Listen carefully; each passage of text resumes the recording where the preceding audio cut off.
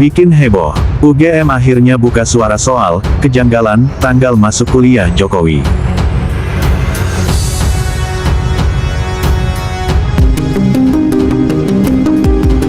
Universitas Gadjah Mada atau UGM menyatakan siap membuka seluruh dokumen akademik Presiden ke-7 RI Joko Widodo jika diminta secara resmi dalam proses hukum. Hal ini ditegaskan oleh Wakil Rektor Bidang Pendidikan dan Pengajaran, Profesor Wening Udasmoro saat menjawab permintaan klarifikasi soal dugaan ijazah palsu Jokowi. Ia menjelaskan Joko Widodo tercatat sebagai mahasiswa UGM sejak awal hingga lulus pada 5 November 1985. Jadi di dalam konteks ini bukan soal membela siapa, tidak. Tapi bahwa kami dalam posisi ini adalah menjelaskan sebagai sebuah lembaga yang memiliki dokumen ini mahasiswa kami dulu atau tidak dan lulus atau tidak. Itu sudah kami jelaskan dan Joko Widodo itu lulus pada November ya, 5 November 1985 sesuai dengan catatan di dokumen Fakultas Kehutanan. Guys, sepertinya baru akan ada rektor UGM yang masuk penjara karena ngotot menutupi informasi terkait dengan dokumen mantan Presiden Jokowi saat kuliah di Fakultas Kehutanan UGM 1980-1985. Kalau benar kuliah ya. Tapi intinya Rektor UGM Ova Amelia sekarang ini tidak patuh pada putusan KIP, Komisi Informasi Pusat, yang mewajibkan UGM untuk memberikan seluruh dokumen yang dibutuhkan oleh publik terkait dengan status kemahasiswaan Pak Jokowi itu. Malah Rektor UGM mengajukan banding di Pengadilan Tun Jakarta, dan malunya lagi ditolakkan seluruh permohonan bandingnya itu ditolak, kan malu. Nah sekarang tunggu apa lagi? Ini kan Pak Roy Suryo, Dr. Tifa, dan atau unsur publik yang lain yang membutuhkan dokumen Pak Jokowi saat kuliah di UGM itu segera kasih ke mereka itu. Mumpung ini kan masih ada sidang-sidang di pengadilan, Dr. Tifa, Roy Suryo, dan atau yang lain-lain lagi yang akan menyusul yang dituntut oleh mantan Presiden Jokowi kan, atau dilaporkan oleh mantan Presiden Jokowi. Nah sekarang saatnya buka ke publik itu. Jempol untuk Rektor UGM jika segera mewujudkan itu. Untuk apa ditahan? Untuk apa ditutup-tutupi? Semakin membangkang pada putusan itu, semakin pimpinan UGM yang sekarang ini dianggap satu ini sudah dapat apa-apa ini untuk misi atau dengan pesan khusus jangan kasih dokumen Pak Jokowi, atau memang barangkali tidak ada dokumen itu di UGM. Tidak adanya itu karena dua alasan. Satu, sudah hilang dokumennya. Yang kedua, nah ini yang tidak akan baik, yaitu Pak Jokowi tidak pernah ada di UGM. Tapi kan fakta yang disampaikan oleh teman-temannya, teman-teman seangkatannya Pak Jokowi pernah kuliah di UGM. Jadi nggak usah ditutupi. Untuk apa? Sekali sampai dengan hari ini 3 kali saya hitung Rektor UGM itu memberikan informasi, bukan klarifikasi, informasi yang terus-menerus dikoreksi sama beliau. Ya, ingat baik-baik per tanggal 22 Oktober 2022 waktu itu pertama kali Rektor UGM itu menyebutkan Insinyur Joko Widodo ya adalah lulusan Fakultas Kehutanan UGM tahun 2022 Oktober, saya ingat sekali. Lalu kemudian di tahun 2025 itu 2 kali dikoreksi sama beliau sendiri yang bersangkutan. Ya, jadi beliau sudah tidak lagi menyebut Insinyur Joko Widodo. Ada ya rekamannya, tapi beliau sebut sebagai saudara Joko Widodo. Coba lihat nanti rekamannya. Di bulan Oktober 2025 dan November 2025. Bahkan tanggal kelulusannya saja dikoreksi sama beliau. Jadi ketika konferensi pers Oktober 2025 menyebutkan yang bersangkutan saudara Joko Widodo itu lulus bulan Oktober 1985. Lalu di bulan November 2025 beliau konferensi pers lagi, dikoreksi lagi. Saudara Joko Widodo lulus bulan November 1985. Berarti ada 2 orang Joko Widodo dong. Mana ada Joko Widodo yang Joko Widodo lulus 2 kali, kan nggak mungkin. Jangan-jangan ada 2 Joko Widodo. Ya, Prof, ini menyusul pernyataan langsung, ini penegasan dari Rektor UGM yang menyatakan bahwa Presiden RI ke-7 Joko Widodo adalah alumni, bahkan menegaskan sudah ada bukti dokumen otentik ijazah bahwa Jokowi ini adalah alumni UGM. Bagaimana menganalisanya, Prof? Ya, yang pertama tadi kalau dihubungkan dengan laporan Jokowi yang terkait dengan dugaan ijazah palsu yang dianggap sebagai fitnah dan seterusnya itu tadi. Nah, ini saya mencoba membandingkan 2 hal ya. Yang pertama dari statement dari Rektoriat dan Dekanat ya tentu saja. Dan yang kedua adalah statement dari kepolisian yang menerima laporan itu, yang telah melakukan pemeriksaan. Saya minta maaf ya, saya membaca bolak-balik, mencoba melihat bolak-balik lagi. Untuk statement yang terakhir ini, pihak Rektoriat tidak pernah menunjukkan dokumen ijazahnya, fotokopinya atau sejenisnya, karena legalisir pasti ada disimpan satu di dalamnya. Legalisirnya seperti apa ini ya, mestinya pada saat membuat statement Jokowi itu adalah lulusan UGM, lulusan tahun sekian, ini loh ijazahnya. Itu nggak ada ya. Berarti ini tidak berdasarkan dokumen otentiknya yang menyatakan bahwa itu ada, meskipun pada saat ada itu karena ijazah dikeluarkan hanya untuk yang bersangkutan, yang arsipnya itu ditunjukkan mestinya gitu, atau fotokopi yang dilegalisirnya. Yang kedua, kalau kita baca dari Kepolisian Republik Indonesia, hasilnya juga sama, membuat pernyataan-pernyataan dikatakan itu asli dan seterusnya, tapi tidak menunjukkan ijazah aslinya. Jadi 2 instansi yang memeriksa yang ini, dua-duanya tidak pernah menunjukkan ijazah aslinya Jokowi itu yang mana gitu. Di Rektoriat tadi yang saya baca statement Ibu Rektor itu ternyata juga nggak menunjukkan sama sekali. Ini kan dunia akademik, dunia ilmiah, kan mestinya cukup aja kalau misalnya karena ijazah dikeluarkan hanya 1, maka arsip atau sebut saja itu namanya adalah fotokopi yang dilegalisir dan seterusnya, mestinya ada di situ. Ini loh fotokopi yang dilegalisir, itu nggak ada sama sekali. Nah, yang jadi pertanyaan saya adalah sebagai pengkaji ini, kemarin dulu sudah pernah saya membuat pandangan juga terkait dengan masalah ini, adalah jadi dua-duanya itu berlandaskan pada tidak pada dokumen aslinya. Kalau tidak berdasarkan dokumen aslinya, menurut pendapat saya tetap diragukan ya. Kalau tadi ada fotokopi legalisir, ada dokumen aslinya, nilai ada dokumen aslinya ditunjukkan begitu, publik barangkali statement seorang akademisi rektor adalah berdasarkan fakta ilmiah yang ada dokumennya. Prof. Karena ini tidak ada, saya kira kalau yang lain juga akan mempersoalkan ya wajar juga. Ini benar atau tidak? Nah, sekarang pertanyaannya, terlapor juga sama juga begitu. Ini benar atau tidak? Malah justru dianggap sebagai membuat pernyataan yang memprosesnya.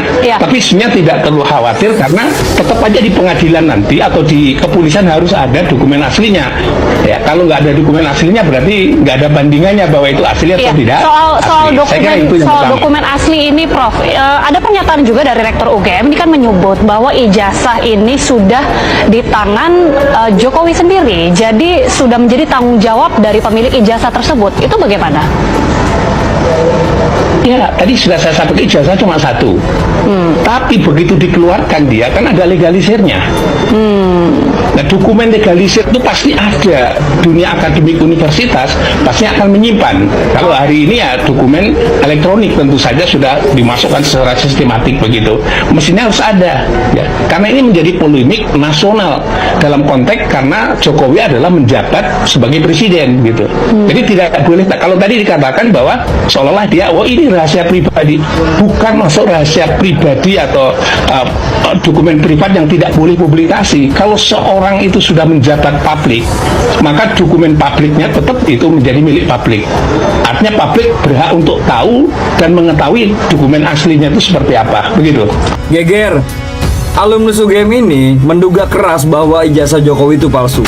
Terkait ijazah Joko Widodo itu terbuka untuk umum. Sebenarnya dengan dikeluarkannya putusan mulai dari beberapa putusan itu sampai putusan hari ini, seorang Joko Widodo yang mengatakan dirinya lulusan UGM langsung terbuka aja untuk publik, dia tunjukkan karena memang sudah diperintahkan. Selama ini dia mengatakan itu rahasia pribadi apa segala macam. Joko Widodo sendiri sebenarnya harus tunjukkan, dia minta kepada Polda, Pak, ini lembaga KIP sudah mengatakan bahwa memang ini terbuka untuk publik, tidak usah dilanjutkan Pak, mana ijazahnya? Saya tunjukkan. Dengan tidak ditunjukkan sampai hari ini dan ada pengecualian tadi dalam putusan KIP bahwa itu ada di bawah penguasaan Polda Metro karena itu diproses hukum, itu kami menduga keras bahwa memang ijazah Joko Widodo itu palsu. Menurut Dr. Edi Hardung, setelah putusan KIP yang menyebut ijazah Jokowi dan transkrip nilai Jokowi bisa diakses oleh publik langsung, seharusnya Jokowi langsung saja menunjukkan ijazahnya karena sudah diterapkan putusan oleh KIP ini. Tapi sampai saat ini, tidak ada niatan dari Jokowi untuk menunjukkan ijazahnya tersebut. Apalagi setelah Pengadilan Tata Usaha Negara menolak banding dari UGM dan menyebut bahwa ijazah dan transkrip nilai orang-orang yang menduduki jabatan publik bisa diakses oleh semua orang. Jadi kalau misalkan seperti ini posisinya, bila mana UGM ataupun Jokowi tidak mau membuka ijazah dan transkrip nilai tersebut di depan publik, berarti mereka telah melawan putusan pengadilan tersebut. Dan kalau misalkan orang biasa, ketika melawan putusan dari pengadilan, sudah otomatis dijemput paksa. Tapi kita lihat nanti, semisal UGM atau Jokowi melawan putusan dari sidang tersebut, apa bakal dijemput paksa juga? Kalau menurut kalian gimana? Kan institusi resmi badan publik ya, harusnya kan merespon surat harus pakai surat resmi yang kemudian entah di scan, entah di itu baru direspon ya. Ini bahkan tidak ditandatangani loh. Ini kalau kita mau bilang ini sah dari UGM, mana yang membuktikan ini sah dari UGM? Nggak ada tanda tangan, tidak ada kop lembaga UGM, ya nggak ada. Kalau informasi dari pengelola PPD seperti itu? Ya nggak bisa Pak, Bapak kan sekelas UGM itu merespon permohonan informasi harusnya resmi karena kan surat juga dikirimkan resmi ya. Jadi cara menjawab surat ya tetap harus pakai kop UGM seperti ini. Nyatanya ketika menjawab keberatan bisa tuh pakai kop, pakai tanda tangan tuh. Ini kalau surat begini bisa nggak ini dinyatakan surat resmi? Kalau by emailnya resmi UGM? Bukan soal by email, persoalannya surat ini kan dikirim ke lembaga gitu loh. Maka ketika itu respon dari lembaga, dia harus pakai kop surat lembaga dan harus ditandatangani. Ini kan tidak ditandatangani nih, gitu loh. Jadi ibaratnya di PPID itu siapa aja bisa merespon begitu loh. Kan nggak bisa dong. Kan ada di situ ada ditunjuk yang bertanggung jawab. Ini sekarang kalau surat gini nih siapa yang bertanggung jawab nih? Nggak bisa kan? Nggak ada yang nanda tangan loh surat ini, gitu loh. Hanya ditulis pejabat pengelola informasi dan dokumentasi PPID kan banyak, bukan hanya satu orang. Ya kan? Ini jadi catatan ya buat UGM ya. Yang kita serahkan ke Polda itu yang salinan yang asli gitu Ibu gitu ya. Iya, salinan asli. Fotokopi yang lain nggak ada. Foto scan-nya tentu ada. Masih ada yang lain? Ada. Karena kan di sini dimintanya bisa fotokopi atau scan warna kan, tapi dikatakan tidak dalam penguasaan nih. Tapi bagi kami ya itu kan kemudian dokumen informasinya bersifat data pribadi ya.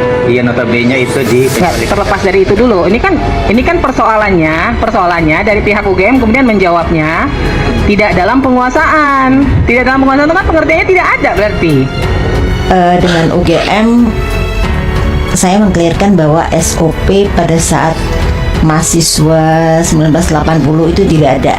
Tidak ada. Kita tahu bersama UGM itu merupakan tercatat salah satu universitas terbaik, ya kan? Ukuran terbaik itu kan pasti salah satunya ukuran adalah SOP. Betul. Apapun bentuk, jangan dikomentari ya.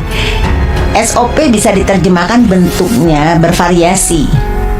Jadi kita bertanya lagi, apakah benar sekelas UGM yang tercatat beberapa kali menjadi universitas terbaik itu tidak memiliki SOP pada tahun 80 itu bukan jadul banget loh. Ya idealnya mas Ini direkam loh Pak, direkam dan disaksikan oleh para media bahwa yakin memang sekelas UGM tidak memiliki yang namanya pedoman yang memuat barangkali sedikit banyak yang dimintakan. Kemudian tadi kata pemohon yang dimintakan juga yang pada saat permohonan ya. Yang saya malah bertanya yang tahun 980 itu yang menjadi ukuran. Iya, iya memang tidak Ibu, faktanya tidak ada Ibu dan kami sudah berusaha mencari semaksimal mungkin ya. Sidang yang sekarang yang nanti kalau dalam schedule itu ada tanggal 6 Agustus tapi ternyata itu adalah sidang putusan selah ditunda untuk sementara sambil menunggu jaksa penuntut umum membuat surat dakwaan baru. Siap untuk datang untuk itu. Gimana Bang Michael?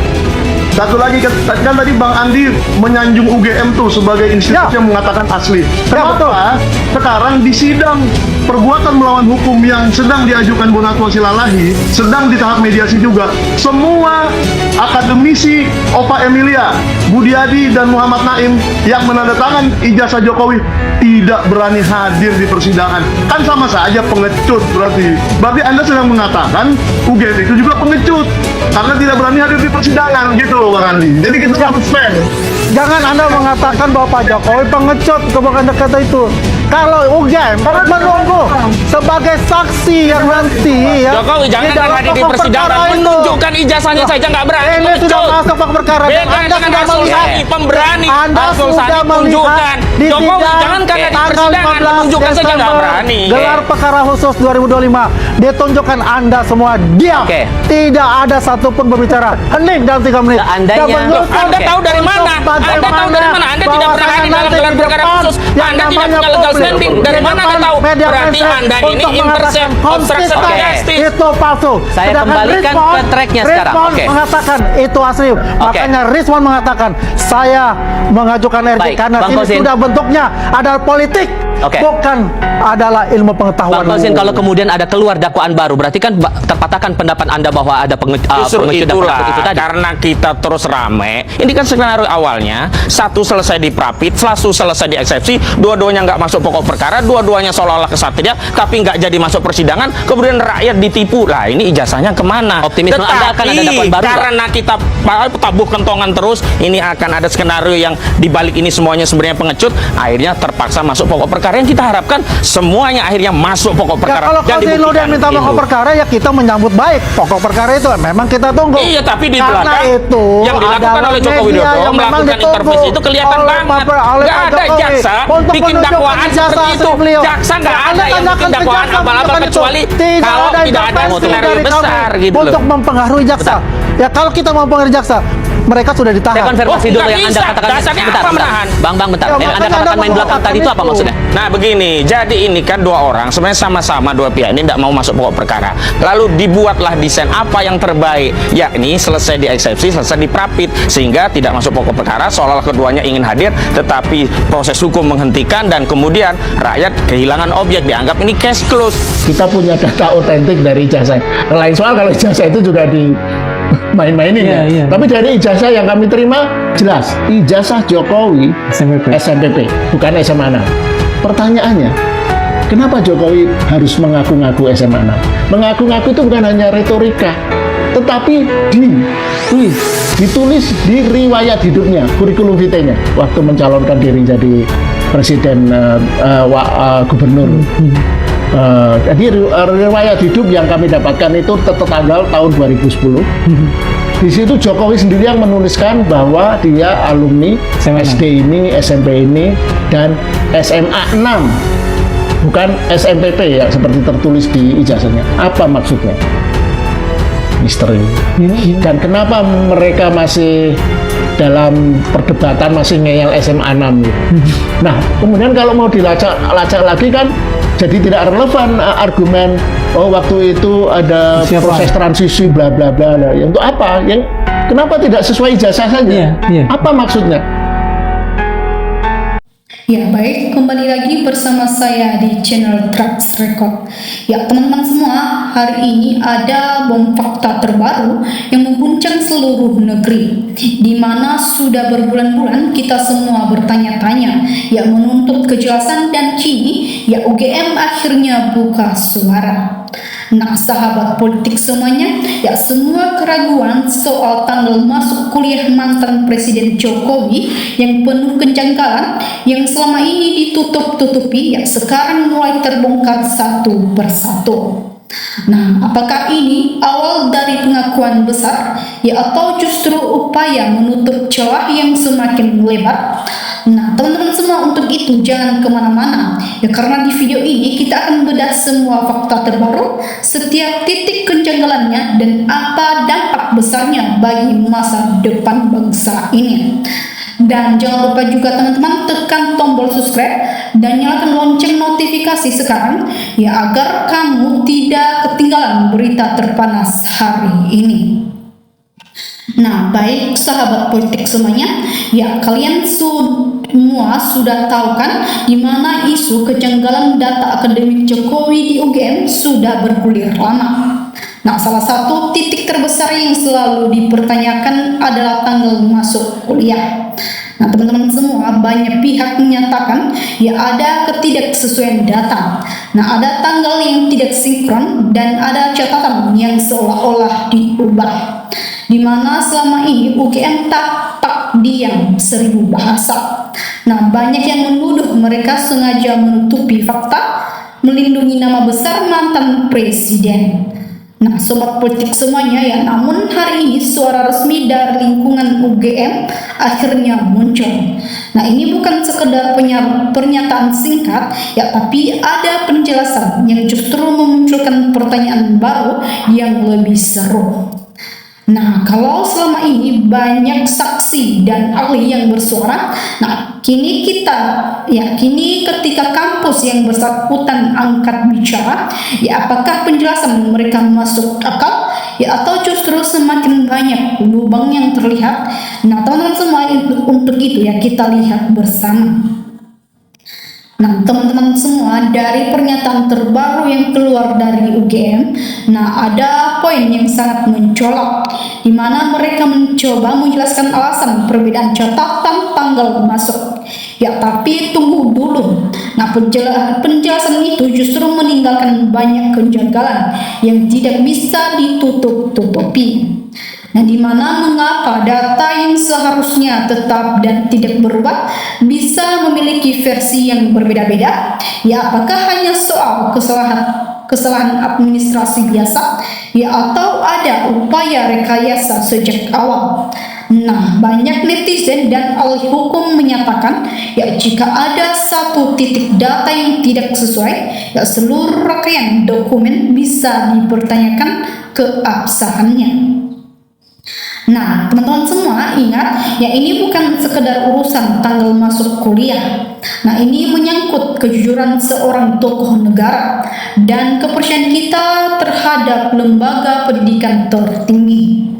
Nah jika kampus saja tidak bisa menjaga kebenaran data akademik, ya bagaimana bisa kita percaya pada aturan dan hukum di negara ini? Nah teman-teman, ya banyak pihak juga menyoroti di mana mengapa UGM baru bersuara sekarang? Ya apakah ada tekanan? Ya atau ada rencana lain di balik pernyataan ini? Ya apakah mereka mencoba meredam gelombang pertanyaan yang semakin besar sebelum ada bukti lain yang lebih menghancurkan? Nah teman-teman semua, berita ini langsung meledak di seluruh media sosial. Ya ribuan komentar muncul, ya ada yang menuntut penyelidikan menyeluruh, nah ada yang tidak percaya dengan penjelasan UGM, dan ada yang bertanya, ya kapan KPK dan lembaga terkait turun tangan? Nah teman-teman semua, jika kejanggalan ini terbukti bukan sekedar kesalahan administrasi biasa, ya maka konsekuensinya sangat besar. Nah bukan hanya nama baik yang tercoreng, ya tapi bisa mengguncang tatanan politik yang ada saat ini. Nah, teman-teman semua, kita semua ingin kebenaran, ya bukan penjelasan yang berputar-putar. Ya, kita ingin bukti yang jelas, transparan, dan bisa dipertanggungjawabkan. Ya, tidak ada yang boleh diistimewakan di hadapan hukum, siapapun dia. Nah, teman-teman, jadi ya bagaimana menurut kalian? Ya, apakah penjelasan UGM ini sudah cukup menjawab semua kejanggalan soal tanggal masuk kuliah Jokowi? Ya, atau justru semakin menimbulkan kecurigaan baru?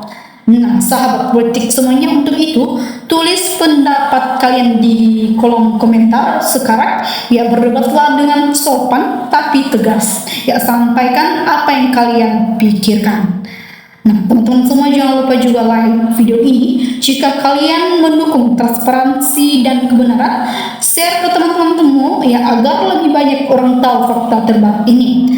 Jangan lupa juga subscribe dan nyalakan lonceng notifikasi ya, karena kita akan terus memantau perkembangan kasus ini sampai kebenaran benar-benar terungkap. Nah, sahabat politik semuanya, sampai jumpa di video berikutnya. Saya akan lebih mengejutkan ya, semoga kebenaran segera menang. Ya, terima kasih telah menonton video ini sampai selesai. Salam NKRI, harga mati.